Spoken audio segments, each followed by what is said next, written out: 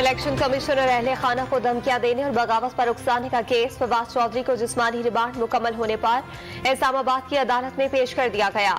Police की मजीद remand की सदा कमरा अदालत जाने से रोकने पर पीटीआई रहनुमाओं की पुलिस से तकरार, फवाद चौधरी की अदालत में अहलिया से मुलाकात विक्ट्री का निशान बनाया। शेखुपुरा के थाने फरोजवाला में पीटीआई रहनुमा फारूक हबीब और उनके साथियों पर मुकदमा दर्ज। फारूक हबीब ने साथियों के साथ मिलकर डकैती की कोशिश की, सरकारी असलहा, गाड़ी और वायरस छीनने की कोशिश की। फारूक हबीब ने पुलिस एहलकारों की वर्दियां भी फाड़ दी।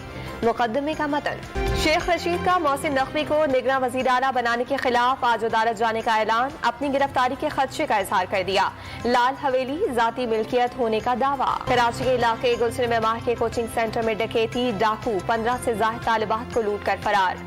साइट में भी डाकुओं की फैक्ट्री के गोदाम में लूटमार। नेशनल हाईवे पर मुबैना पुलिस मुकाबला, 2 मुलजिमान जख्मी हालत में गिरफ्तार, असलहा बरामद। कराची के मुख्तलिफ इलाकों से लापता 2 शहरी घर वापस पहुंच गए। पुलिस ने रिपोर्ट सिंध हाई कोर्ट में जमा करा दी। अदालत ने दोनों शहरियों की बाजियाबी से मुतालिक दरखास्तों को निपटा दिया। 9 करोड़ 23 लाख डॉलर्स के बैरूनी कर्जों की अदायगी, स्टेट बैंक के ज़खायर 9 साल की कम तरीन सतह पर आ गए। 3 अरब 67 करोड़ 84 लाख डॉलर रह गए। शराइत पूरी होने की इत्तला पर IMF ने नवे जायजा मुज़ाकरात का शेड्यूल जारी कर दिया।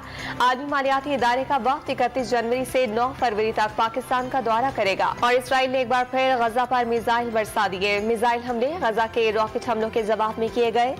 इसराइल का दावा, कशीदगी बढ़ने पर अमरीका का इजहार तशवीश। अमरीकी वजीर खारजा फलस्तीन, इसराइल और मिस्र का दौरा करेंगे।